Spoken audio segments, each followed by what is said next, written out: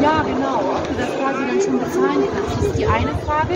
Die zweite Frage, die sich daran anknüpft, Sabine hätte natürlich auch Lust, dass wir auch an diesem Konzert, dass wir da auch mitgehen, ob du da Lust für hättest.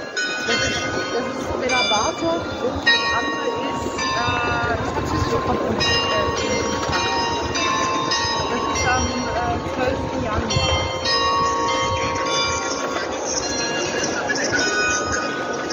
Genau, ich schick dir das mal, oder? Weil dann wären wir jetzt zu 8 und dann könnte man gucken, dass wir quasi für uns unsere Karte kaufen und für uns 8, keine Ahnung, Wein, Mineralwasser, diesen Kaffee, diesen Canapés dann.